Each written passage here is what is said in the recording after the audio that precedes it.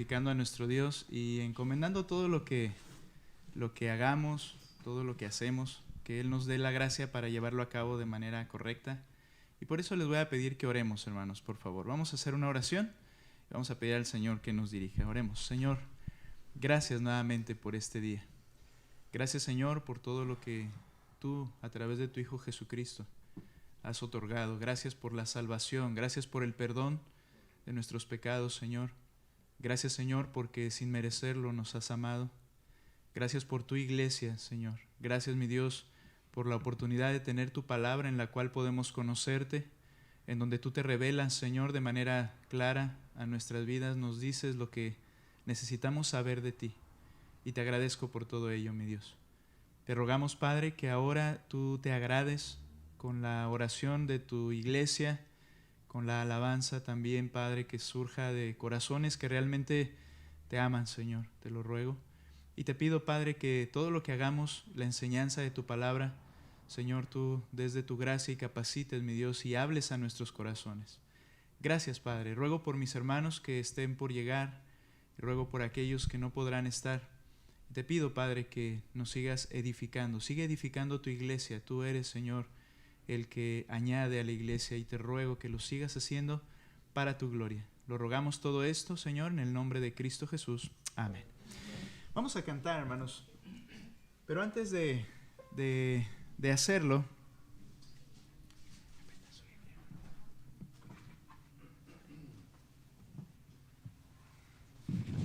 dice el Salmo 133, 134, se los voy a leer aquí. Y es hermoso cantar con el entendimiento, y dice la Escritura lo siguiente en estos salmos 133 y 134, que son pequeños, pero note lo que dice. Mirad cuán bueno y cuán delicioso es habitar los hermanos juntos en armonía. Es como el buen óleo sobre la cabeza, el cual desciende sobre la barba de Aarón, y baja hasta el borde de sus vestiduras, como el rocío de Hermón que desciende sobre los montes de Sión. Porque allí donde hay esa unión entre hermanos, dice el texto, porque allí envía Jehová bendición y vida eterna. Mirad, bendecid a Jehová, vosotros todos los siervos de Jehová, los que en la casa de Jehová estáis por las noches. Alzad vuestras manos al santuario y bendecid a Jehová. Desde Sión te bendiga Jehová, el cual ha hecho los cielos y la tierra. Bendecir al Señor es glorificarle, decir lo que Él ha hecho. Y vamos a hacerlo a través de estos cantos. Vamos a iniciar cantando Cristo es mi dulce Salvador, hermanos.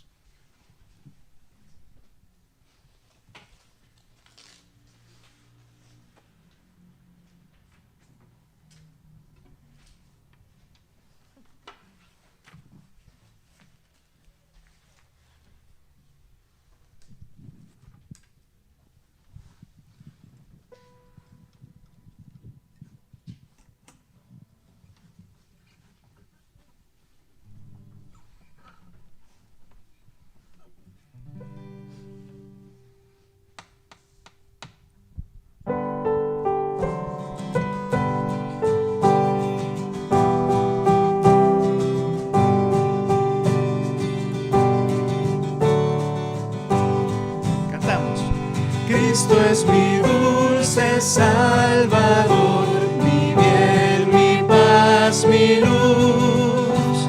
Mostróme su infinito amor, muriendo en dura cruz. Cuando estoy triste encuentro en Él consolador y amigo fiel, consolador, amigo.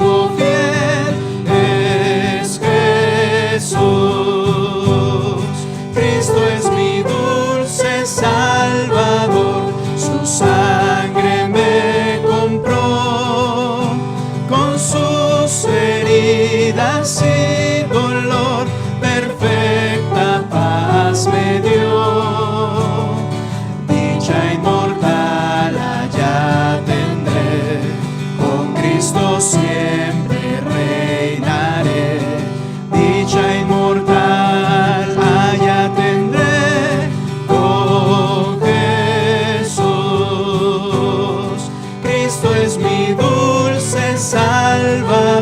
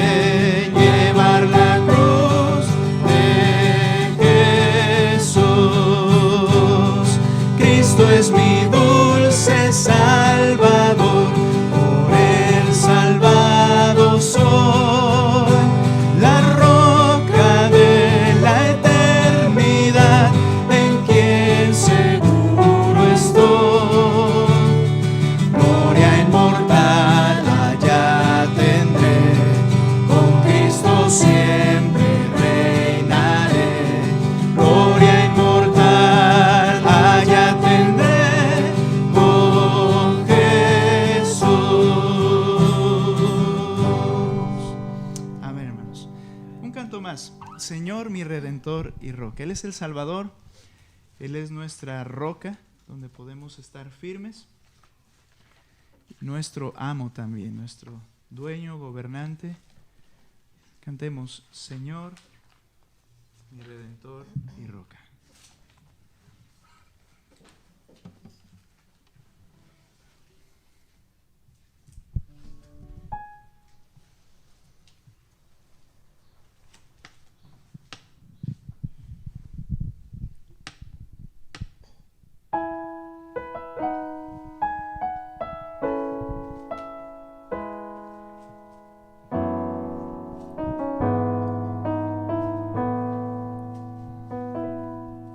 Señor, mi Redentor y roca, gran tesoro de mi corazón,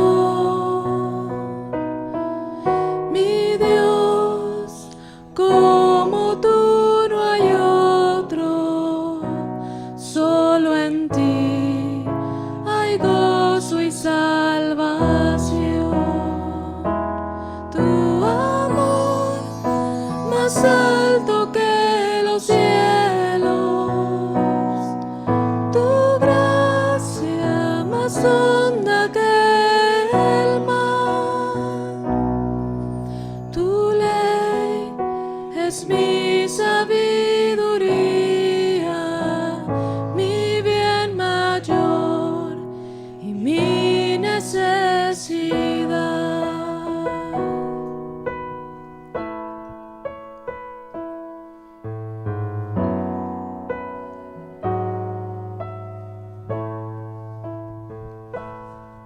Señor, mi Redentor y roca, de mi vida fuerte defensor.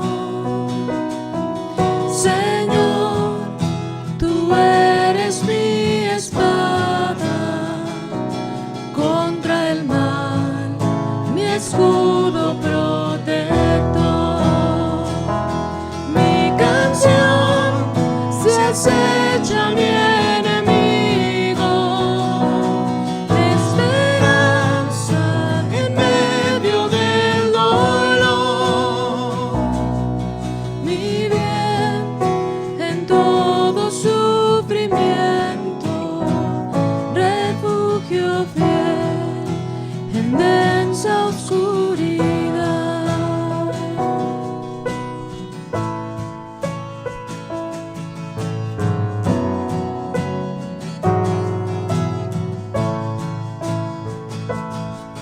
Señor, mi Redentor y roca, de mi ruina dulce Salvador,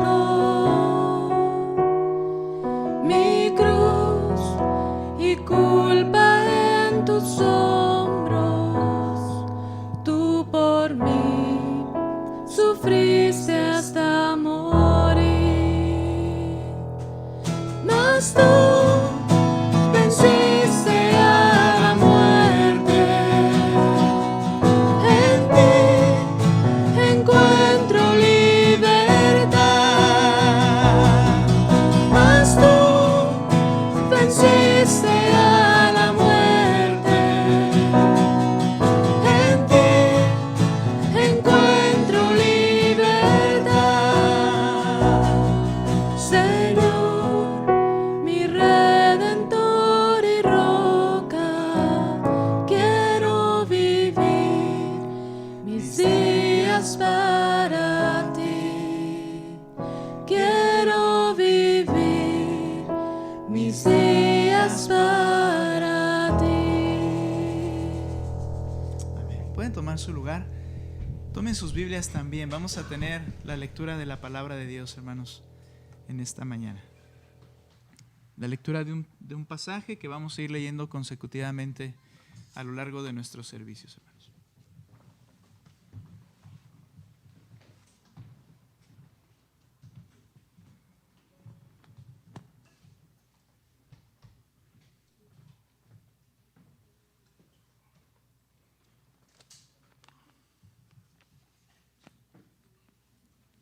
Buenos días, hermanos.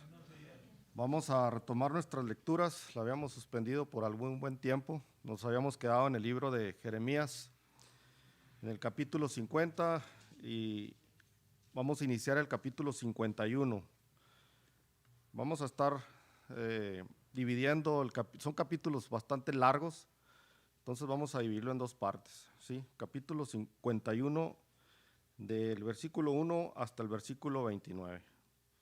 Recuerden que tanto en el capítulo 50 y en el 51 el tenor es el juicio de Dios a través de los medos, de los persas, para el pueblo de Babilonia, ¿sí? El hecho de que el Señor haya utilizado al pueblo de Babilonia para de alguna manera castigar, hacer juicio a su pueblo, o sea, no significaba que Él estuviera aprobando lo que ellos hicieron.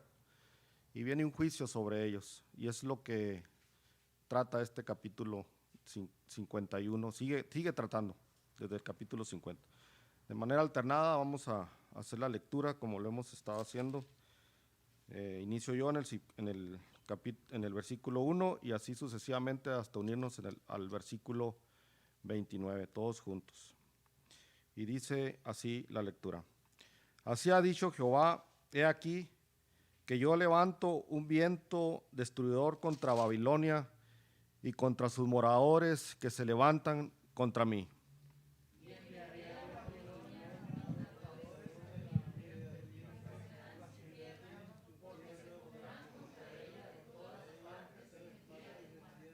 Diré al flechero que entensa su arco y al que se enorgullece de su coraza, no perdonéis a sus jóvenes destruir todo su ejército.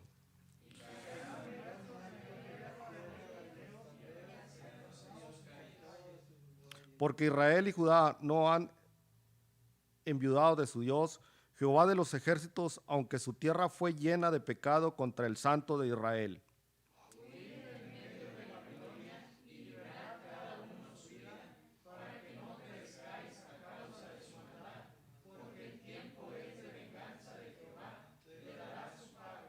Copa de oro fue Babilonia en la mano de Jehová, que embriagó a toda la tierra. De su vino bebieron los pueblos y se aturdieron por tanto las naciones.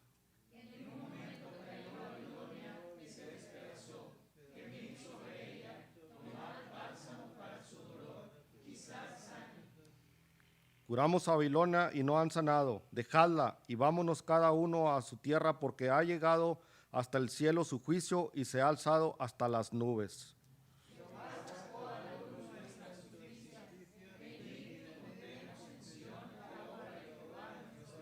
Limpiad las saetas, embrazad los escudos. Ha despertado Jehová el espíritu de los reyes de Media, porque contra Babilonia es su pensamiento para destruirla, porque vergüenza es de Jehová y venganza, porque venganza es de Jehová y venganza de su templo.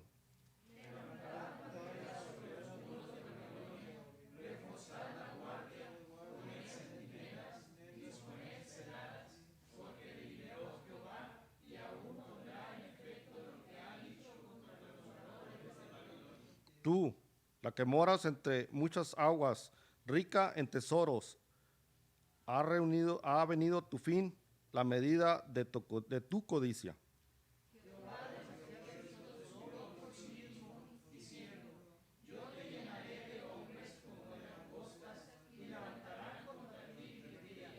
Él es el que hizo la tierra con su poder y el que afirmó el mundo con su sabiduría y extendió los cielos con su inteligencia.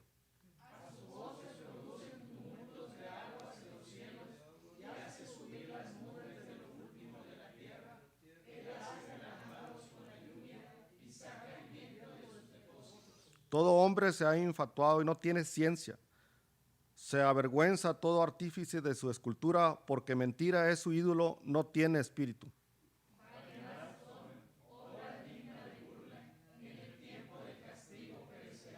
No es como ellos la porción de Jacob, porque él es el formador de todo, e Israel es el centro de su herencia, Jehová de los ejércitos es su nombre.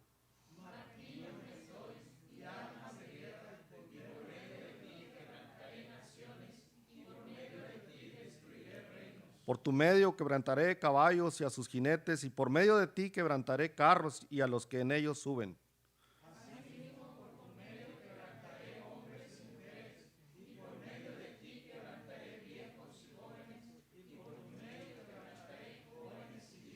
También quebrantaré por medio de ti al pastor y a su rebaño, quebrantaré por tu medio a labradores y a sus yuntas, a jefes y a príncipes, quebrantaré por medio de ti.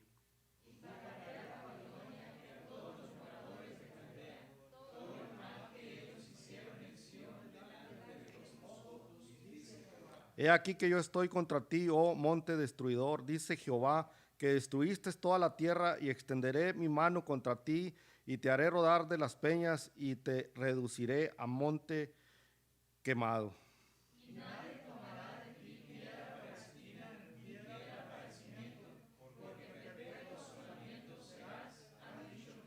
Alzad bandera en la tierra, tocad trompeta en las naciones, preparad pueblos contra ella, juntad contra ella los reinos de Ararat, de Mini y de Askenaz, señalad contra ella capitán, haced subir caballos como langostas erizadas.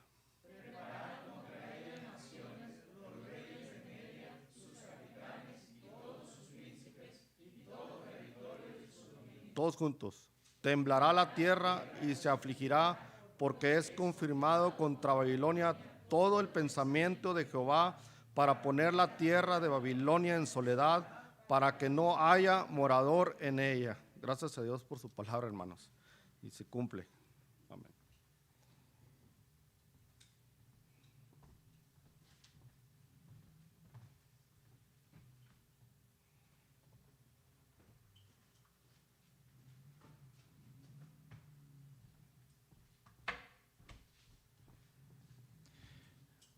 Muy bien, hermanos. Tenemos... Ay, déjenme ver dónde los dejé. Aquí está.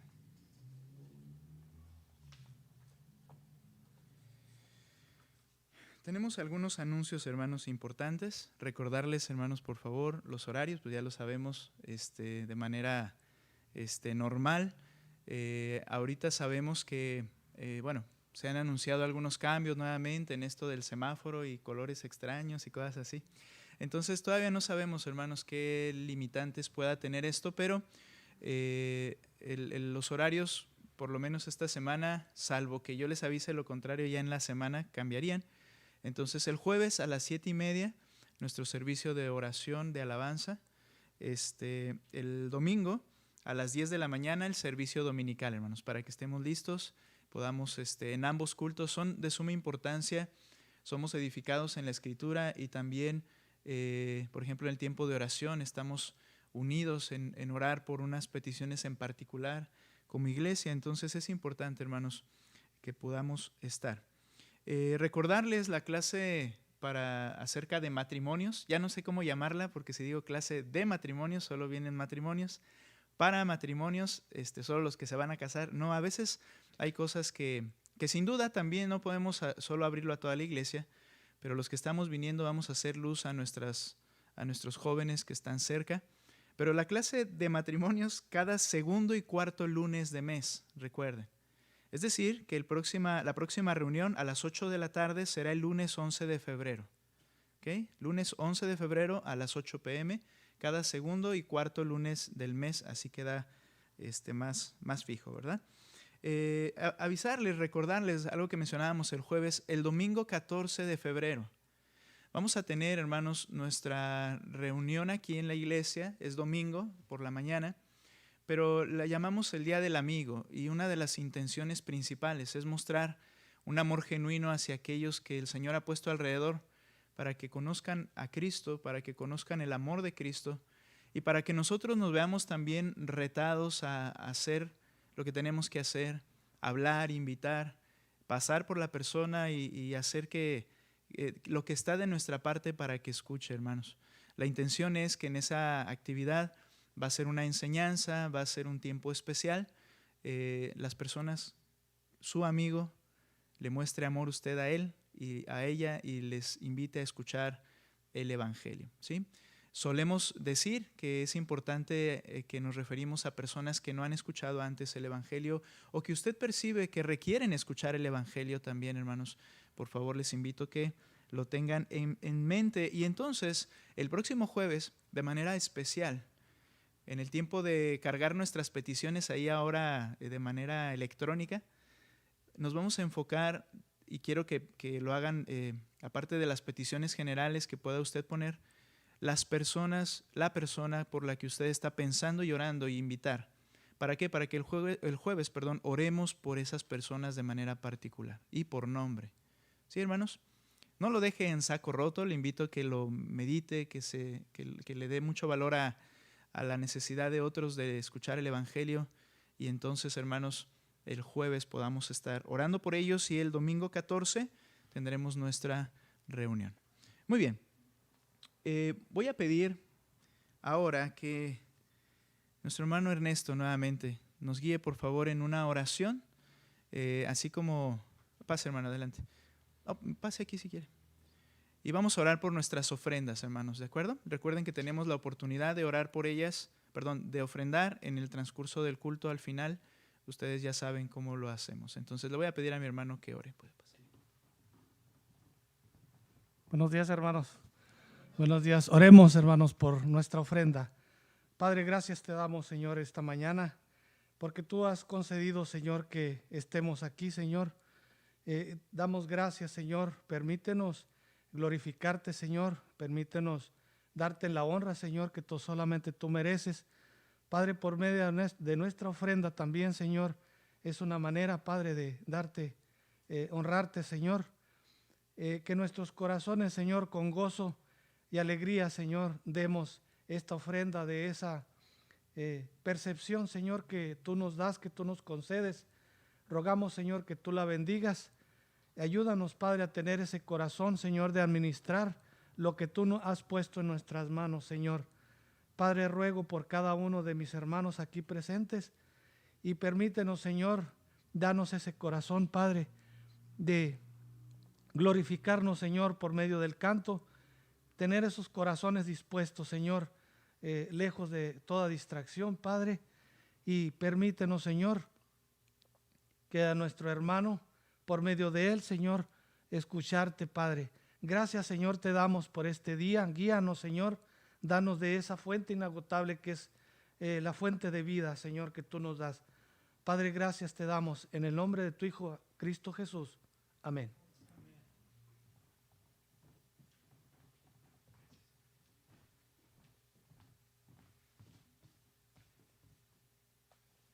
Hay una... Adelante. Hay un canto nuevo que probablemente lo han escuchado, una alabanza, y vamos a aprenderla, cantarla, quienes no la sepan, aprenderla y cantarla junto con nosotros, hermanos, que hace referencia a ese amor de Cristo, cómo Él se entregó por nosotros a nuestro favor y le damos la gloria por ello, hermanos. Les invito, por favor, entonces, que cantemos con fuerza, puestos en pie, vamos a alabar a nuestro Dios. El amor de Cristo.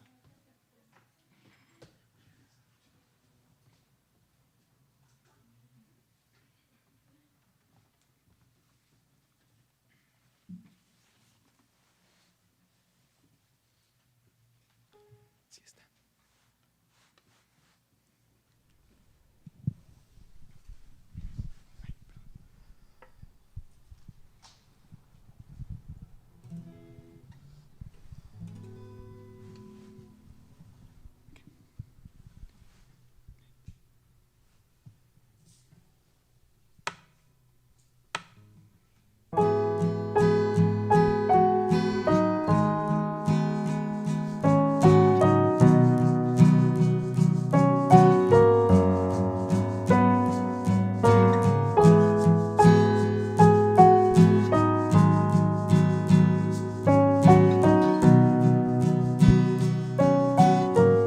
Profundo es el amor de Cristo, mandas más el infierno y la verdad. Dejó su trono y su gloria para traernos hacia Él. Más ancho es el amor de Cristo que el foso que nos separó.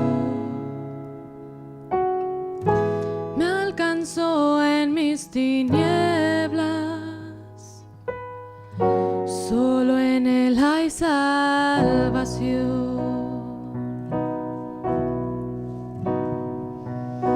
Más profundo que el mar, más allá del cielo está tu amor, me bastará.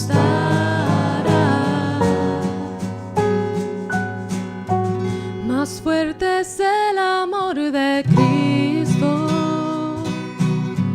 que mi enemigo más feroz. Me sostiene en la tormenta, las aguas no me cubrirán. Me guiará el amor de Cristo,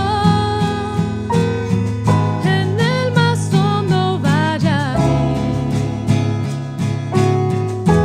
me pastoreará por siempre y me guarda junto a Él. Más profundo que el mar, más allá del cielo está tu amor, me bastará. Más fuerte que la tempestad, venció el pecado y la maldad. Tu amor me bastará.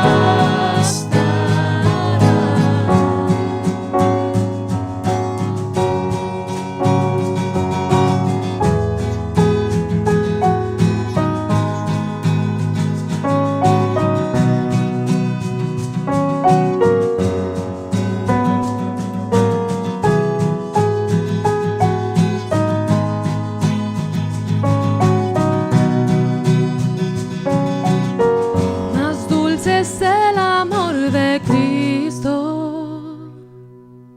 mientras más cerca estoy del fin. Disfrutaré su amor por siempre, ante su trono estaré. Me llenará el amor de Cristo, al su rostro contemplar.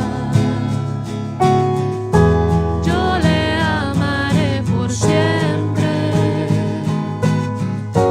su alabanza cantaré, su alabanza cantaré, su alabanza cantaré.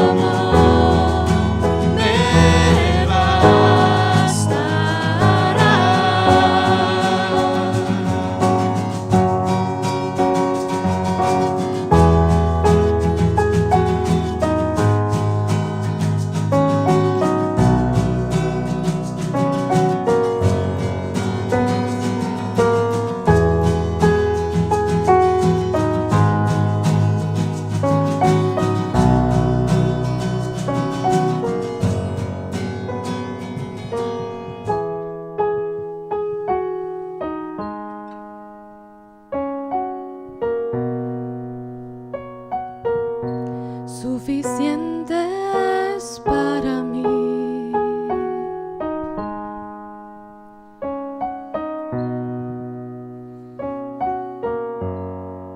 Amén, hermanos. El amor de Cristo. Pueden tomar su lugar. Gracias. Meditando en esto, en lo que creemos del Señor, vamos a tomar nuestras Biblias, glorificarle y vamos a prestar atención.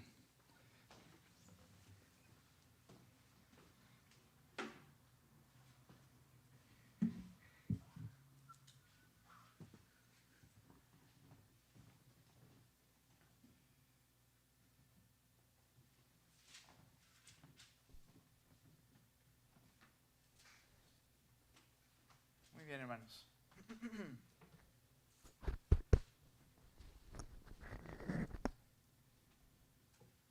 Ok. Acompáñenme por favor a Mateo 25, es donde estamos estudiando el llamado Sermón del Monte de los Olivos. Hemos ido haciendo un estudio lo más cronológicamente posible, por decirlo, de la vida y enseñanza de Cristo. Y les vamos a continuar y les invito a que vayamos entonces a Mateo capítulo 25, versículos del 1 al 13. Esa es la porción que vamos a estudiar en esta mañana, hermanos. Bien, a manera de introducir nuevamente, trataré de ser breve en esto, pero claro que si hemos seguido la secuencia no tendremos mucha dificultad. Pero quiero que recuerden que el Señor Jesús, en este llamado Sermón del Monte de los Olivos, está explicando a los apóstoles, a sus discípulos, acerca del fin de los tiempos y de su regreso en gloria, que será inminente. ¿Recuerdan esta idea? Que es próximo, pero nadie sabe el día ni la hora. Él entonces en este sermón está advirtiendo acerca de la necesidad de estar alertas, fieles de manera incondicional para su venida, ya que, como dijimos, no sabemos cuándo Él vendrá. Y esta explicación a sus discípulos la ha hecho por medio de dos alegorías. Una de ellas es la del ladrón, que viene cuando nadie lo espera, ¿recuerdan? La segunda historia que él utiliza, alegoría, también habla acerca del siervo bueno y el siervo malo, cuando dice que su amo vendrá y al siervo malo, si era malo, le hará esto, y al siervo fiel lo pondrá sobre todas sus cosas, ¿recuerda? Y eso nos habla nuevamente acerca de estas cualidades o condiciones para esperar su venida. Estas dos alegorías enfatizan dos aspectos distintos que son necesarios ante lo inminente de su regreso. En primer lugar, velar. Y velar significa estar preparado, alerta, expectante. La segunda característica es la fidelidad. Ser el siervo que el Señor demanda y para el cual fuimos creados. Ahora, a partir de aquí, capítulo 25, aunque recuerden que en la Biblia no hay, originalmente no, el Señor no dijo, a ver, pausa, punto y aparte. No, Él estaba hablando de manera continua. Y ahora se describe, aquí en el escrito de Mateo, se describe también dos parábolas. Parábolas que dice la Escritura, que escribe Mateo, parábolas del reino. Fíjense lo que dice el versículo 1, el inicio solamente, capítulo 25 de Mateo, verso 1. Entonces el reino de los cielos será semejante. Será semejante. Vienen ahora dos parábolas del reino propiamente dichas. ¿Cuál es el uso de estas parábolas? Estas parábolas van a ilustrar los dos mismos aspectos necesarios en la espera del regreso inminente de Cristo. Recuerde que una parábola del reino es una historia creíble de la vida cotidiana, que a la par de ella va una enseñanza espiritual que muchas veces queda oculta a los que son descuidados, a los que realmente no les interesa. Queda oculta esa enseñanza espiritual que va a la par, no así al creyente que busca entender qué es lo que está diciendo el Señor.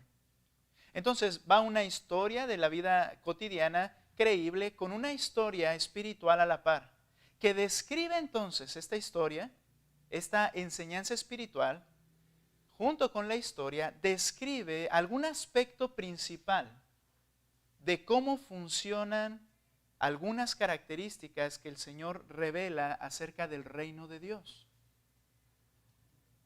Es decir, el reino de Dios es aquel en el cual Dios es quien reina y hay un pueblo que se somete voluntariamente a su potestad, su pueblo.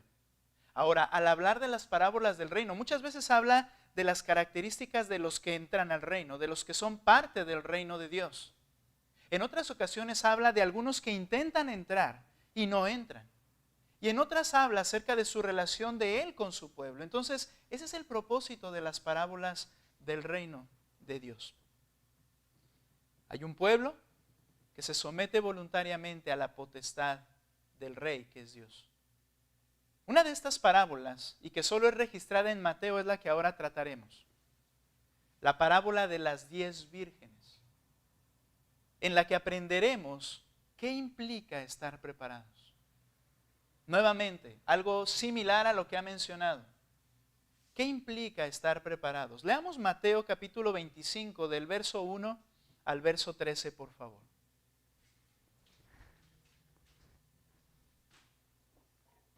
Comienzo a leer ahí. Síganme ahí con sus Biblias. Entonces, el reino de los cielos será semejante a 10 vírgenes que tomando sus lámparas salieron a recibir al novio, y 5 de ellas eran insensatas y 5 prudentes. Porque las insensatas al tomar sus lámparas no tomaron aceite consigo, pero las prudentes tomaron aceite en frascos juntamente con sus lámparas. Al tardarse el novio, a todas les dio sueño y se durmieron. Cabecearon y se durmieron, dice la versión Reina Valera. Pero a medianoche se oyó un clamor: aquí está el novio, salgan a recibirlo. Entonces todas aquellas vírgenes se levantaron y arreglaron sus lámparas, y las insensatas dijeron a las prudentes: denos de su aceite, porque nuestras lámparas se apagan.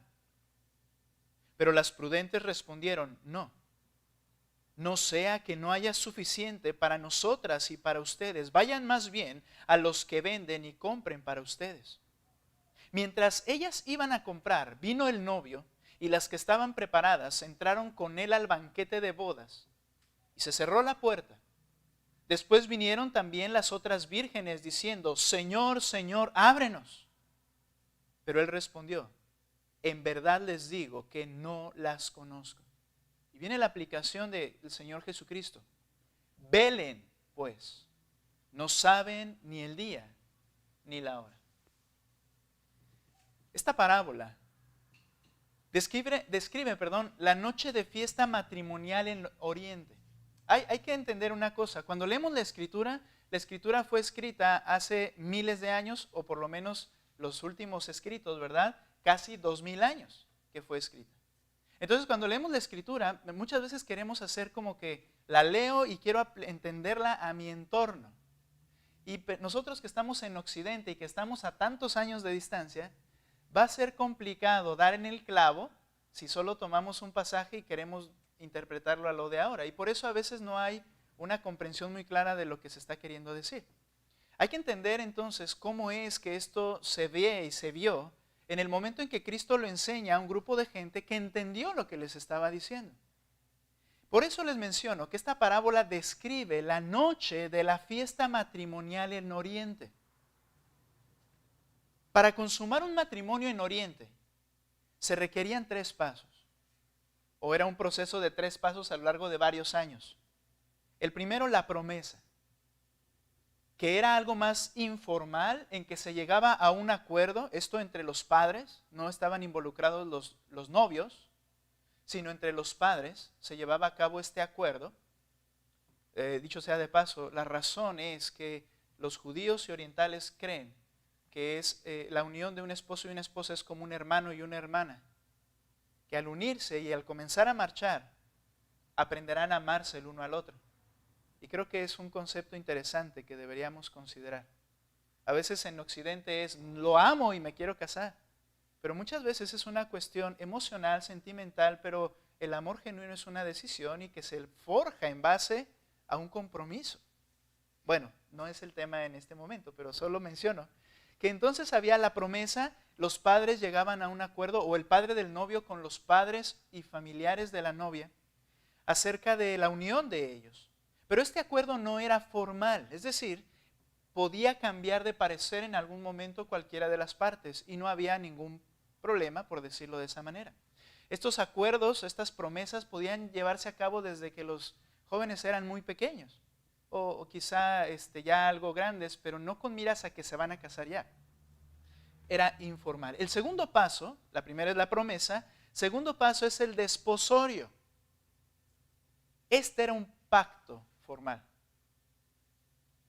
Cuando se llevaba a cabo el desposorio, el novio, representado por su padre, llevaba a cabo un pacto firme en el cual entregaban también la dote por la novia y se prometían de alguna manera fidelidad. A partir de allí eran considerados en la sociedad oriental como esposos, pero no vivían juntos y no podían estar de esa manera. Bueno, no vivían juntos porque era necesario el siguiente paso que veremos. Ahora, en este proceso, en el desposorio, cuando ya había un pacto, cualquier acto de infidelidad del uno contra el otro era castigado. ¿Recuerda a María? Esta fue la circunstancia. Ella ya estaba desposada. Por eso, cuando se dio a saber que ella iba a tener un bebé, pero José no lo sabía, se consideró que era una infidelidad y entonces podían matarla a ella si José decía que él no había sido el padre. ¿Por qué? Porque si ellos hubiesen estado juntos, ellos ya eran esposos, es lo que hay que entender. ¿Ok? No fue una aventura de noviazgo, sino que ya estaban desposados. Pero viene el último paso que todos esperan, que es el matrimonio. Regularmente el matrimonio se llevaba a cabo un año después del desposorio. Esta era la culminación de la unión.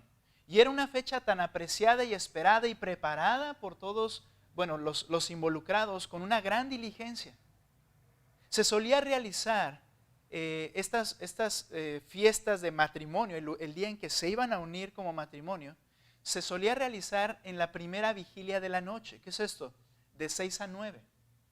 Para que todos pudieran terminar sus trabajos, para que si venía alguien de fuera alcanzase a llegar. Y entonces las fiestas comenzaban al atardecer o anochecer. Solía ser así, no era una regla, pero solía ser así. Para que aún los invitados lejanos pudieran estar en la fiesta. Entonces, quiero que medite en esto. Leímos ahorita acerca de las 10 vírgenes. Habla de lámparas, habla de salir al novio. Y en trasladar la idea directamente aquí, he escuchado algunas cosas que a veces se nos quedan en la mente, que están muy raras, ¿no? Como de que era el novio y ellas eran sus novias y se iba a casar y las novias son las iglesias y con unas sí se casó y con otras no. Es por desconocer o por no pensar en lo que estaba pasando realmente, la historia y las costumbres en ese tiempo. Ahora, no es nada como eso. Y si lo tenía en mente, quítelo, ¿verdad? El novio con 10 vírgenes no es la idea. ¿Qué sucedía? Bien, en esa fiesta de matrimonio, en medio de las calles oscuras de los poblados, se realizaba una procesión llena de alegría, en la que se encaminaba al novio desde su casa, acompañado de sus amigos, con música, con lámparas, con cantos. Se acompañaba hasta la casa de la novia, el padre la bendecía y la entregaba y entonces se unía a ese séquito y regresaban a la casa del novio donde iba a ser su nueva casa de ella. Pero esta procesión era de alegría, música, cantos, danza. Llevaban bellas lámparas para iluminar el camino. Y todo el pueblo escuchaba la voz del gozo del matrimonio. Cuando el Señor Jehová, cuando Dios habla por medio del profeta Jeremías acerca del castigo que vendría a Jerusalén en su época a causa de su necedad, el Señor dice lo siguiente. Voy a ver un pasaje en Jeremías capítulo 7, verso 34. Al momento de que vendría aflicción a la nación, les dice y describe las noches de la fiesta matrimonial. Vea lo que dice capítulo 7, verso 34. dice el Señor en este juicio para con Israel, entonces haré cesar de las ciudades de Judá y de las calles de Jerusalén la voz de gozo, la voz de alegría, la voz del novio y la voz de la novia, porque la tierra quedará desolada. Todo lo contrario al gozo del matrimonio era el juicio que vendría sobre la nación en el momento en que vino Babilonia sobre ellos. Pero este este texto describe qué tan importante era para una familia oriental. Gozo, canto, el novio, la novia, el día en que ellos iban a estar unidos. Entonces, ese gozo se escuchaba en todo el pueblo y todos se gozaban con él. Todo era preparado con tiempo de antelación. Los novios llevaban vestidos coloridos o su ropaje colorido. Resaltaban en medio de la noche, adornados con joyas. Dicen los historiadores que si eran muy pobres, que no es el caso del pasaje que estamos viendo, pero si eran muy pobres, ellos pedían prestadas joyas a sus seres queridos. El chiste no es la mejor palabra, pero la idea era manifestar fulgor, gozo, ir vestidos de una manera que, imagínese usted en la noche y rodeado de lámparas, brillaban los novios. Era hermoso ese tiempo.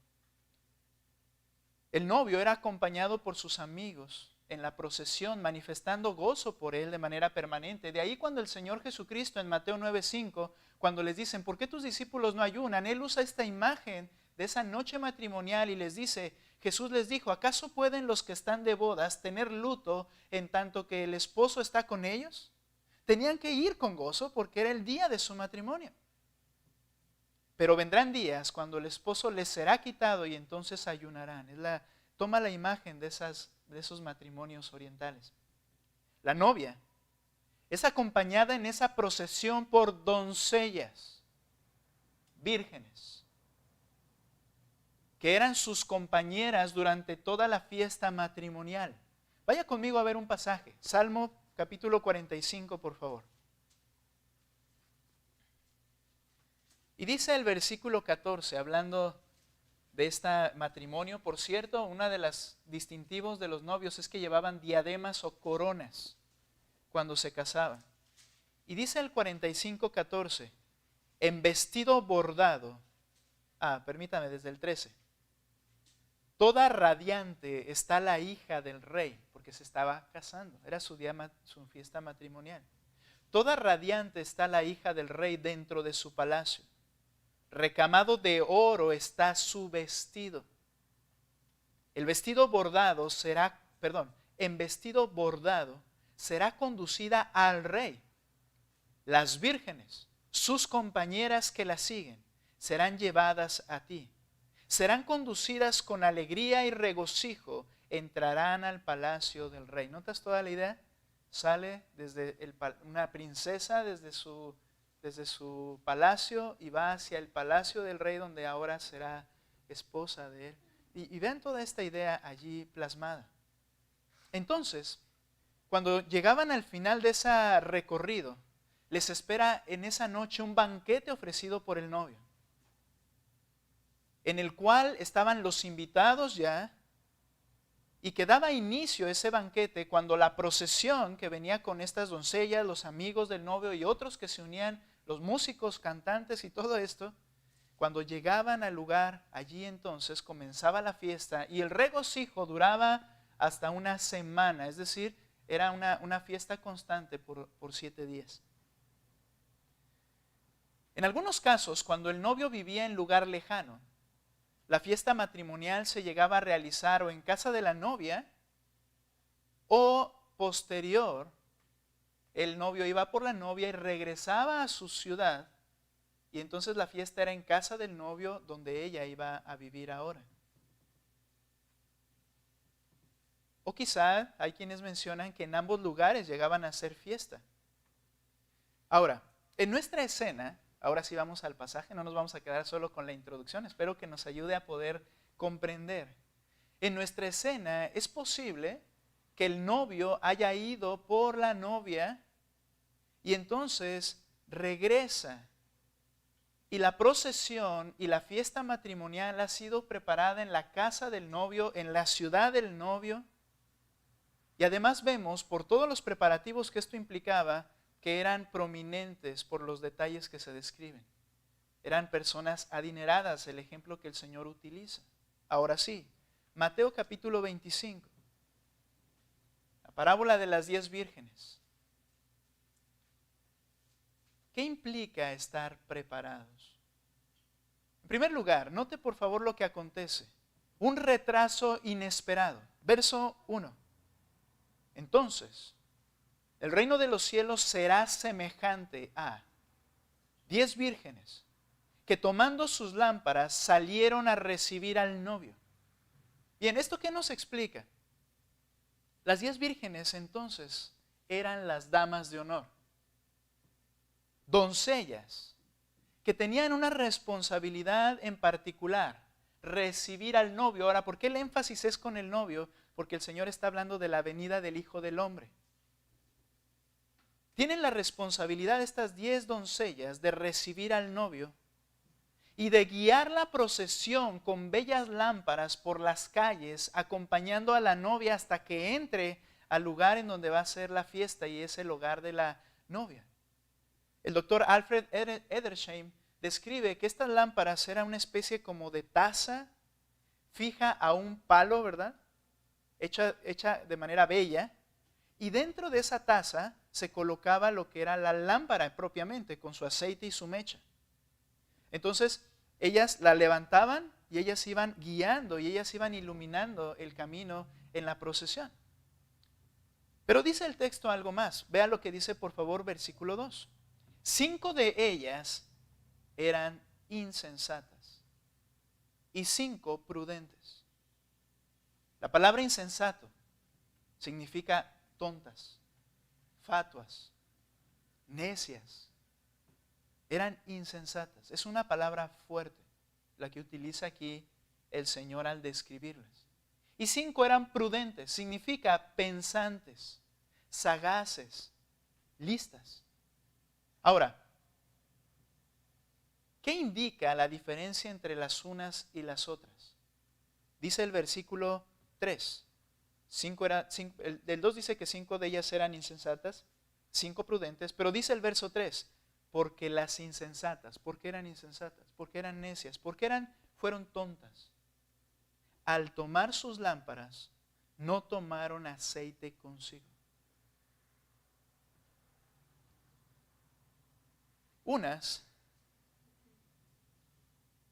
Termino de leer. Pero las prudentes tomaron aceite en frascos juntamente con sus lámparas. Unas simplemente estaban preparadas con aceite para la labor a la cual habían sido escogidas, que se había preparado durante un año todo esto, y ellas eran las encargadas de esa labor y simplemente estaban preparadas con el aceite en un frasco. Pero las necias, simplemente lo que muestra esta frase es que no se preocuparon por ello. La idea es que de manera deliberada no les importó. No les importó esta fiesta tan importante para su amo. No les importó. Ellas habían sido elegidas para una labor de suma importancia, preparado con anticipación, pero ellas no pensaron en su labor.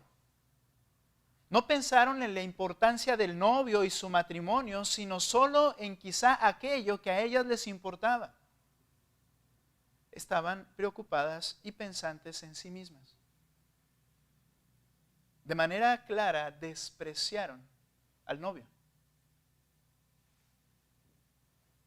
Era una actitud bastante hipócrita ante él, que los había escogido para servirles de esa manera y ellas simplemente no les importó.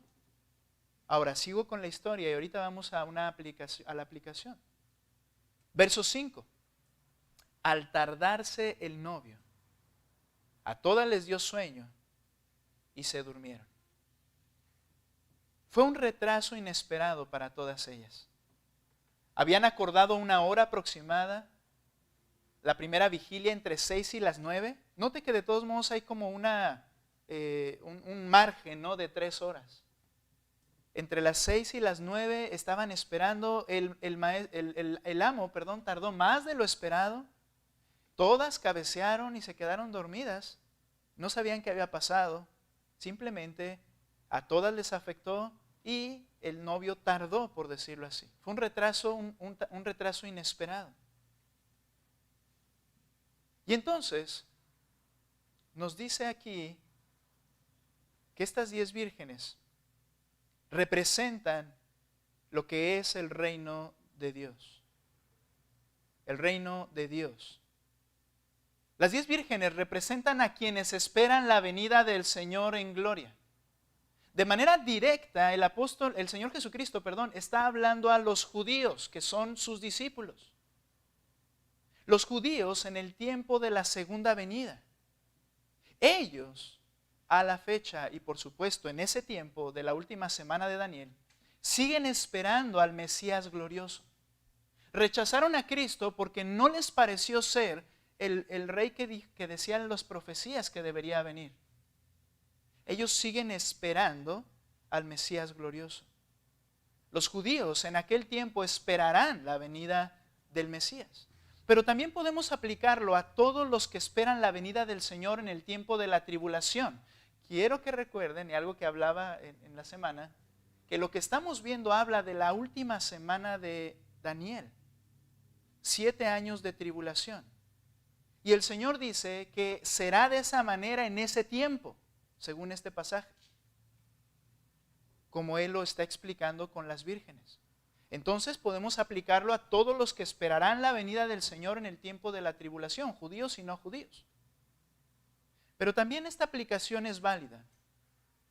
Se refiere también, y podemos aplicarlo a la hora de la iglesia, ahora la iglesia del Señor, en la cual se espera a Jesucristo. En realidad, esta condición que representan las 10 vírgenes es una cualidad del hombre religioso actual. Estamos ante una aparente tardanza prolongada del Señor Jesucristo. Pero nota por favor lo que dice 2 de Pedro capítulo 3 al respecto. 2 de Pedro capítulo 3. Les voy a pedir que lo lean ustedes. De esa manera se despabilarán un poquito. 2 de Pedro 3, 8 y 9, por favor, hermanos. Les pido que lo lean con fuerza. 2 de Pedro 3, 8 al 9. ¿Listos? Hasta que no oiga Biblias. 2 de Pedro 3, 8 y 9. Adelante, hermanos, fuerte. ¿Qué dice?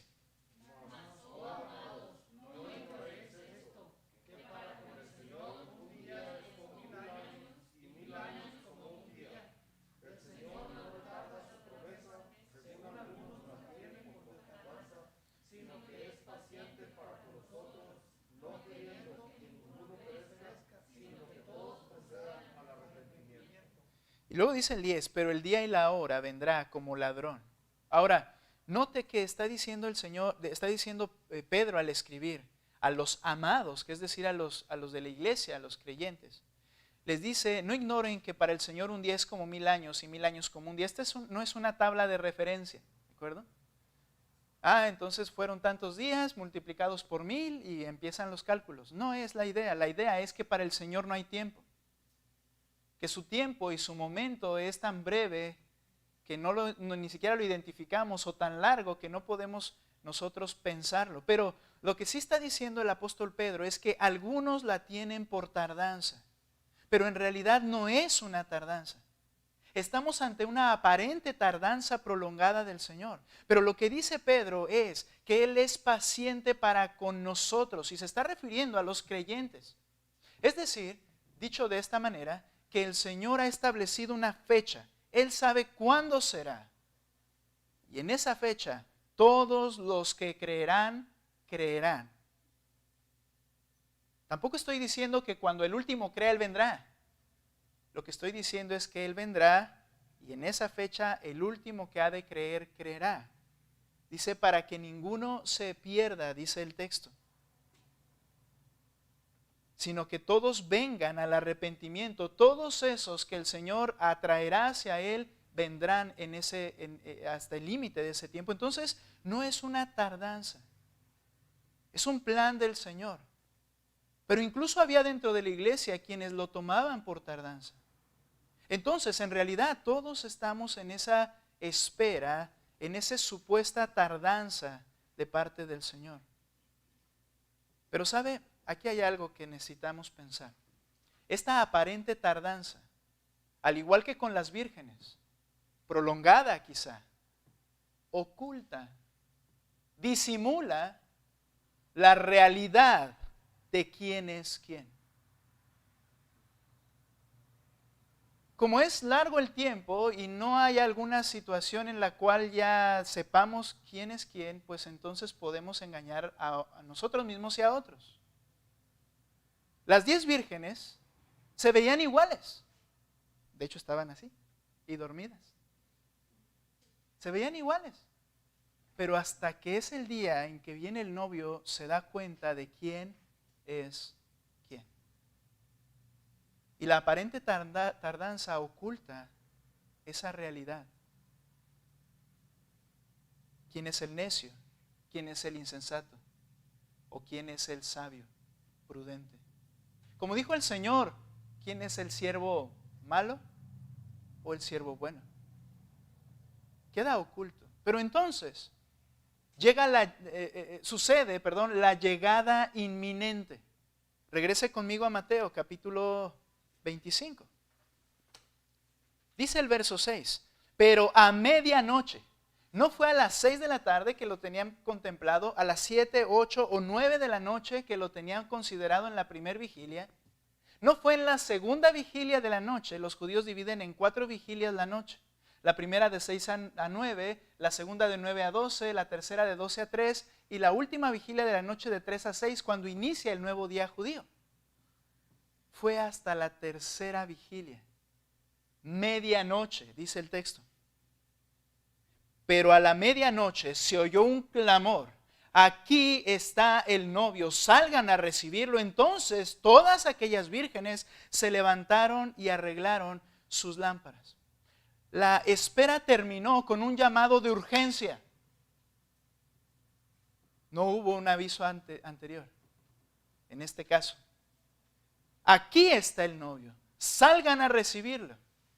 La idea es que un séquito del esposo y la esposa probablemente venían acercándose a la ciudad en la oscuridad de la noche y les avisan a todos los invitados y a las damas de honor: es tiempo, allí vienen. ¿Qué tenían que hacer? Correr hacia el inicio donde iba a comenzar la procesión, poner sus lámparas, estar listas y comienza la fiesta. A medianoche. Pero ¿sabe? Por eso él dice: velen, pues no saben ni el día ni la hora. Él vendrá. Lo inminente sucederá. Y ya sea que me refiera a la venida de Cristo en gloria, al arrebatamiento de la iglesia, que hasta ahora es lo que yo creo, o a la muerte, pero lo inminente vendrá. Velen, porque no saben el día ni la hora. Todas se levantan y arreglan sus lámparas. Se apresuraron a la entrada del camino, encendieron la mecha, colocaron la lámpara dentro de la taza fija de madera para estar muy bonitas y presentables para comenzar con la fiesta. Pero entonces, en ese preciso momento, capítulo 25, cuando se revelan todas las cosas, dice el verso 7, entonces todas aquellas vírgenes se levantaron, arreglaron sus lámparas, y las insensatas dijeron a las prudentes: denos de su aceite. ¿De qué se dieron cuenta? De que habían ignorado su labor primordial. Que no les había importado ni un comino, como dicen por ahí, ¿verdad? Lo que tenían que hacer. Y a la hora de la hora, denos de su aceite, porque nuestras lámparas se apagan. ¿Ves por qué la calificación es tontas? Diría una mamá: pues ¿a qué ibas? ¿No? Eran las encargadas de eso. ¿Notas? fue una verdadera tontería. Entonces, le piden aceite a las demás. Se dieron cuenta, las insensatas, que sus lámparas estaban vacías de aceite. No podían hacer aquello que era su labor, aquello para lo que les habían elegido como damas de honor. Pidieron que se dividiera el aceite, pero las sensatas respondieron, versículo 9, pero las prudentes respondieron, no. No sea que no haya suficiente para nosotras y para ustedes. Vayan más bien a los que venden y compren para ustedes. Ellas se habían preparado y habían comprado el aceite y ellas dijeron, no, si yo cargo mi lámpara y de aquí a donde llegamos nos quedamos sin aceite, digo, si la dividimos en dos no va a aguantar, no va a alcanzar. No sé cuál haya sido el caso en sí, pero les dijo, no podemos dividirla. No fue una cuestión dura. Ellas se podrían haber quedado de la misma manera, de alguna forma que las otras, si lo compartían o lo dividían. Es ante el Señor. Y solo ante el Señor que todo pensamiento es clarificado. Es ante el Señor que el hombre puede verse tal cual es. Fue hasta que el novio estaba frente a sus narices, por decirlo así, estoy siendo un poco duro, ¿verdad? Frente a ellas, fue hasta ese momento que se dieron cuenta que no tenían aceite, que la lámpara se iba a apagar y que no iban a poder hacer nada para remediarlo. Es ante el Señor que todo pensamiento es clarificado, que el hombre puede verse tal cual es. Es ante la santidad de Dios que el hombre se ve completamente desprovisto de justicia. Vuelvo a repetir esto. Tú no te das cuenta, ni yo, de tu verdadera condición hasta que no contemplas la santidad de Dios. Escucha, no una religión, no una iglesia, no un grupo. Es hasta que puedes vislumbrar la santidad de Dios que te das cuenta quién eres. Isaías experimentó esto. Acompáñenme por favor al capítulo 6, versículo 5. Dice el texto: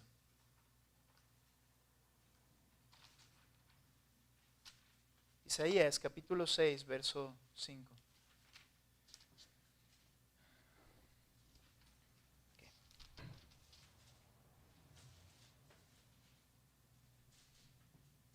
Entonces dije, dice Isaías, ¡ay de mí! Y en una ocasión predicando a un campamento de jóvenes, les mencionaba que al leer este texto llegamos a leer y ¡ay de mí! Porque perdido estoy, pues soy hombre de labios inmundos. En medio de un pueblo de labios inmundos habito, porque mis ojos han visto al Rey. Y no es así. Él pensó que moriría en ese momento. Su grito fue un grito desesperado de decir, voy a morir.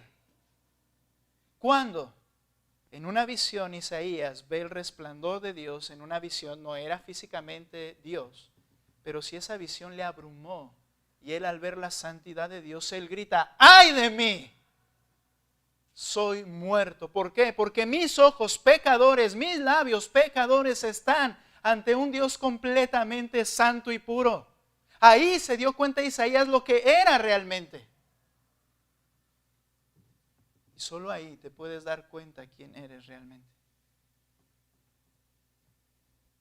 Él se dio cuenta que estaba desprovisto de toda justicia personal. Dice, perdido estoy, muerto, ya no hay oportunidad. Dice, pues soy hombre de labios inmundos, en medio de un pueblo de labios inmundos habito, porque mis ojos han visto al Rey, el Señor de los ejércitos. No es hasta que estamos frente al Señor que todo pensamiento es clarificado.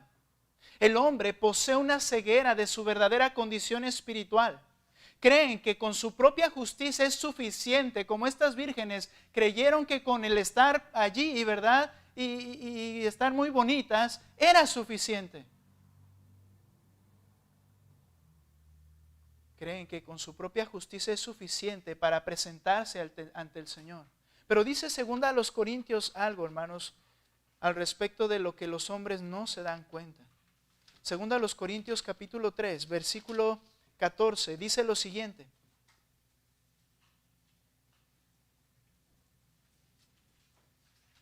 Okay, estaba en primera, tengo que ir a 2 Corintios 3, 14. Pero el entendimiento de ellos se endureció, porque hasta el día de hoy, habla de judíos, nota, en la lectura del antiguo pacto, cuando leen sus escrituras, las escrituras que ellos reconocen, el mismo velo permanece sin alzarse, pues solo en Cristo es quitado. Y hasta el día de hoy, cada vez que se lee a Moisés, un velo está puesto sobre sus corazones. Pero cuando alguien se vuelve al Señor, el velo es quitado. Ahora bien, el Señor es el Espíritu, y donde está el Espíritu del Señor hay libertad. Pero todos nosotros, con el rostro descubierto, contemplamos como en un espejo la gloria del Señor. Estamos siendo transformados en la misma imagen, de gloria en gloria, como por el Señor, el Espíritu. Ahora, ¿qué es lo que está diciendo aquí la Escritura? Las personas están cegadas, y solo Él es quien puede quitarles el velo. Es a lo que se refería Cristo a los judíos en Juan capítulo 8, versículos 33 al 35, cuando les dice: todo aquel que practica el pecado, esclavo es del pecado. Pero solo si el Hijo os libertare, seréis verdaderamente libres. Los judíos, que es directamente y primordialmente a quien se les está hablando esto, como las 10 vírgenes, las 5 insensatas, se consideraban no estar tan mal ante Dios. Pensaban que su religiosidad, sus actos personales, sus labores externas, su esfuerzo, con eso era suficiente. Y no vieron su verdadera condición. Pero cuando vienen a Cristo, dice, el velo se quita y te das cuenta, y ahora ves a Cristo y sabes quién es Él. El arrepentimiento y la gracia salvadora son asuntos personales. Cuando estas vírgenes le dicen a las otras, dame de lo tuyo, eso es imposible. El arrepentimiento y la gracia salvadora son asuntos personales. Tú eres liberado de tu esclavitud del pecado o no lo eres. Y el que lo hace es Cristo. Yo no puedo salvar a mi familia. Esta iglesia no puede salvar absolutamente a nadie. La gracia es personal. El arrepentimiento también lo es. Por eso las mujeres sensatas les dijeron, no es posible. Yo no puedo darte mi gracia, por decirlo de esa forma. Romanos capítulo 2, versículo 5 dice lo siguiente: pero por causa de tu terquedad y de tu corazón no arrepentido, estás acumulando ira para ti, no para tu familia. Este es un asunto muy personal. Para ti en el día de la ira y de la revelación del justo juicio de Dios. Nota, Él pagará a cada uno conforme a sus obras. A los que por la perseverancia en hacer el bien buscan gloria, honor e inmortalidad, a ellos les dará vida eterna. Pero a los que son ambiciosos y no obedecen a la verdad, sino que obedecen a la injusticia, ira e indignación. Habrá tribulación y angustia para toda alma humana que hace lo malo, del judío primeramente y también del griego, pero gloria y honor y paz para todo el que hace lo bueno, al judío primeramente y también al griego. ¿Habla de obras para salvación? No. Está hablando de la evidencia de una persona que ha sido hecho salva por el Señor. Ama a Cristo, quiere seguir a Cristo, sus obras se parecen a las de Cristo, esa persona recibe las bendiciones del Señor. Pero lo que quiero enfatizar aquí es que es muy personal. En una misma habitación y en un mismo hogar, uno podrá recibir la salvación y la gloria y la honra e inmortalidad, y el otro ser condenado eternamente en el infierno, porque no se reparte la gracia. Y entonces sucede el desenlace inevitable. Capítulo 25, y dice lo siguiente: vayan y compren, les dice en el verso 9, a los que venden, mientras ellas iban a comprar. Se dieron cuenta de su error e intentaron enmendarlo. Pero en ese preciso instante, mientras ellas iban a comprar, vino el novio y las que estaban preparadas entraron con él al banquete de bodas y se cerró la puerta. El novio vino con las preparadas, con el séquito, la imagen, y entran a las bodas y la puerta se cierra. Después vinieron también las otras vírgenes, verso 11, diciendo: Señor, Señor, ábrenos. Un año de preparación. Una vida en la tierra. Y hasta ese momento, cuando ya están frente a su juez: ábreme. Y entonces, él respondió: en verdad les digo, no las conozco. De manera literal, él las había escogido. Debían ser personas con algunas características que él vio en ellas, en este caso la persona y el novio, ¿verdad? En la imagen. No quiere decir que ¿tú quién eres? Y es así con Dios. Él conoce cada pensamiento, cada idea, cada motivación, cada palabra, cada actitud, cada obra personal, cada condición de los que estamos en esta habitación. Y Él sabe los que son suyos y los que no. Él sabe los que le aman y están preparados, y ahorita cerramos con esa parte, y los que no. Nota aquí que no estamos hablando de, hijo, debo estar preparado porque pues voy al cielo, pero tengo que estar preparado. No, hay algo más aquí. Estas mujeres se dieron cuenta de su error. Intentaron convencer a su amo, pero él las rechazó. El desenlace, escucha, para los que rechazan el evangelio de Jesús y confían en su propia justicia, es irreparable e inevitable. Es decir, si tú estás confiando en lo que eres y haces, y que yo creo que paso de panzazo, estás rechazando el evangelio de Cristo. Si tú confías en tu tradición familiar de años de cristianismo, estás rechazando el evangelio. Si tú confías en tu buen comportamiento o confías en que te estás esforzando en la iglesia, estás rechazando el evangelio. Y el fin es irreparable e inevitable. Estos judíos que estarán en el día en que el Señor regrese, confiados en que han guardado sus lineamientos religiosos, pero han rechazado el evangelio, el día que Él venga en esa última semana de Daniel, les dirá: no te conozco. Aquellas personas que mueran en la actualidad y van a la presencia del Señor y llegue el momento del juicio y les digan: pero yo estuve sentado durante tantos años en una iglesia cristiana, o yo prediqué e hice, no te conozco. Pero aquellos que estuvieron preparados entrarán y se gozarán por la eternidad. Entrarán los que están preparados. Se refiere a genuinos creyentes. Esos que han creído en el evangelio, que se han arrepentido porque vieron su condición al oír el evangelio. No hay otra manera, hermanos, de poder hacernos ver nuestra condición sino hasta que escuchamos el evangelio con claridad. Porque el evangelio nos anuncia la santidad de Dios y nuestra profunda depravación en pecado y la necesidad de Cristo el Salvador. Es ahí donde los ojos se abren. Y al venir arrepentido, Él nos perdona. Leo algunos textos, Efesios 1:13. No se desanime, ya casi terminamos. Pero vea lo que dice, por favor, Efesios capítulo 1, versículo 13.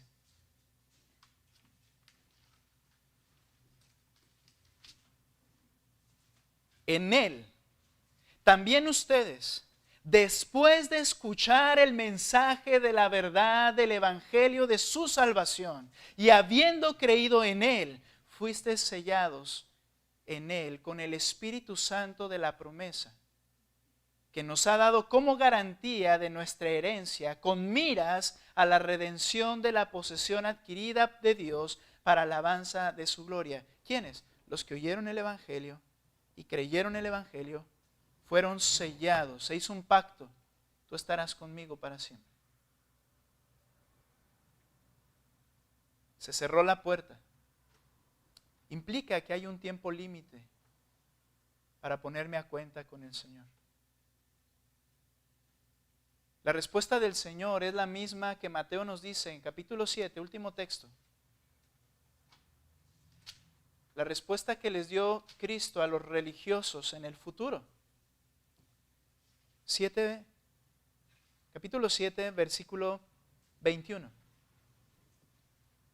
No todo el que me dice, Señor, Señor, entrará en el reino de los cielos, sino el que hace la voluntad de mi Padre que está en los cielos.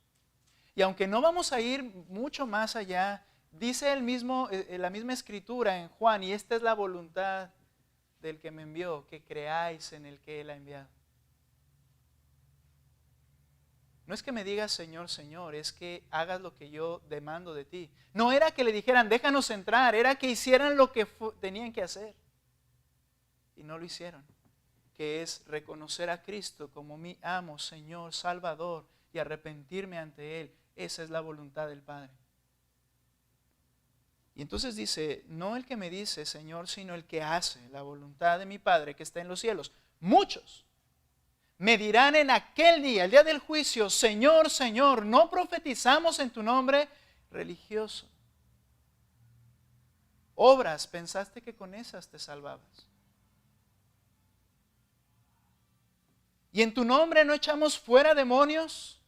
Y en tu nombre hicimos muchos milagros. ¿Creen que con afiliarse a algún sistema religioso cualquiera será suficiente, pero se quedarán sin aceite? Y se darán cuenta de su bancarrota espiritual. Entonces les declararé, verso 23, jamás los conocí, apártense de mí, pues practican la iniquidad, hacedores de maldad. Todo hombre y mujer fueron creados con un propósito, glorificar a Dios. Sin embargo, el hombre no ha cumplido su propósito, su corazón es rebelde, le conduce a su propio deseo y placer, y hemos abandonado a Dios desde la misma cuna. Por tanto, ese pecado debe ser castigado. Y solo los que reconocen su total bancarrota espiritual a tiempo y vienen a Cristo, el cual dio su vida como pago por el pecado, le declaran como Señor, son aquellos que están preparados, no por sí mismos, sino porque el perdón y justicia de Cristo les es otorgado y ellos entrarán. La parábola de las 10 vírgenes. ¿Qué significa estar preparado? Cristo mora ahora en tu corazón. ¿Eres salvo? ¿Abandonas tus propios intentos y te entregas a Cristo en arrepentimiento y fe? Entonces estás preparado para su venida. Pero si esto no es, cuidado, porque el resultado es inevitable e irreparable. Vamos a orar. Señor, gracias por esta oportunidad que nos das de nuevamente abrir tu palabra y oír tu evangelio. La oferta de salvación que es tan rechazada, obviada, despreciada. Y esto no es otra cosa que un desprecio hacia ti, el novio, el Hijo del Hombre que vendrá. Señor, quebranta los corazones. Conforta y reprende nuestras almas también, Señor, y ayúdanos a poder analizarnos a profundidad. Que no confiemos en nuestra religiosidad, que descansemos en la promesa tuya de la salvación al creer el Evangelio, habiéndolo escuchado y arrepentidos delante de ti, Señor. Gracias, mi Dios, porque tú eres el que nos hace estar preparados para tu regreso, el que nos da lo necesario para ser recibidos en la gloria. No proviene de nosotros, proviene de ti. Te alabamos, la honra y la gloria sean a ti siempre, en Cristo Jesús. Amén. Vamos a despedirnos cantando, hermanos, por favor.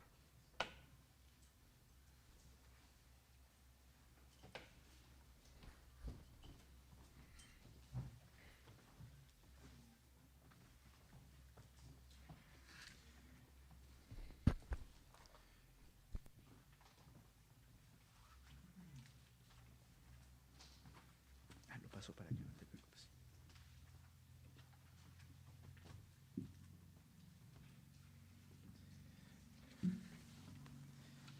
Le invito a que se ponga en pie. ¿Cómo un pecador puede ser santo?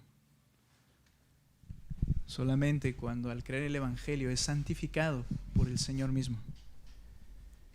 Porque esa es la única y más grande demanda. Si yo me quiero acercar a Él, tenemos que ser como Él es, santo. Vamos a cantar, tú eres santo.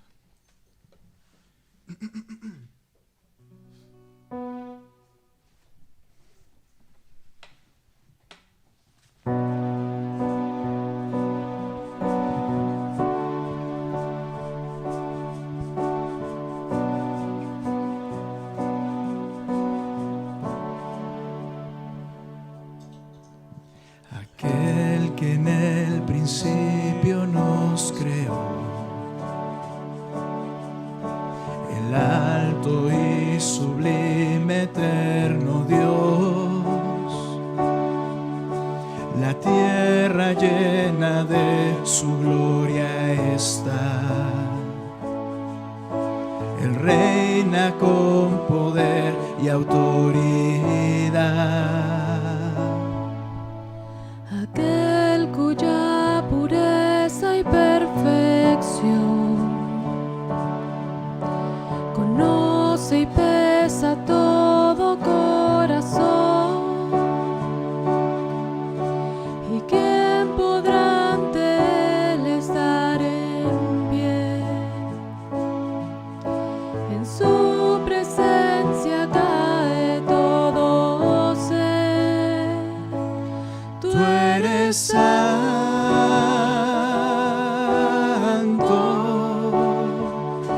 santo, santo.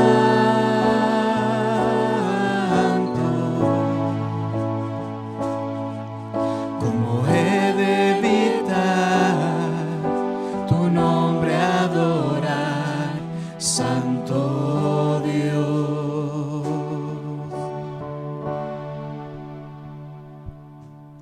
Aquel que por su gracia me salvó, me perdonó, mi iniquidad quitó,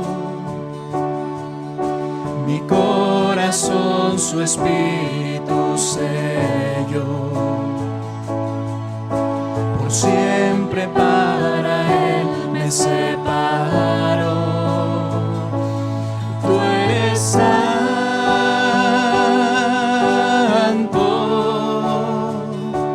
santo, santo.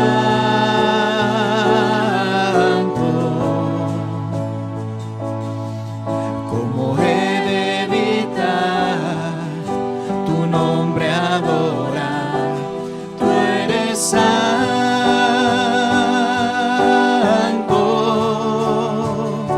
santo, santo.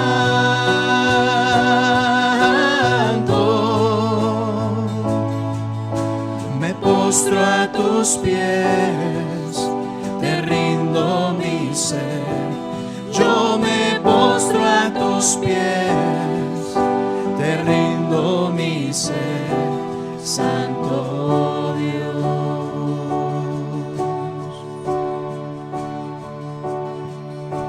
Me llamas a vivir en santidad. Ya nada en este mundo desear.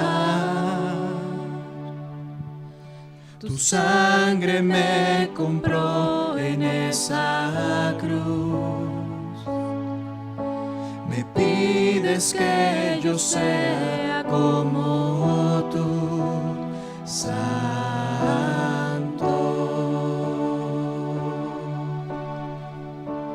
Amén.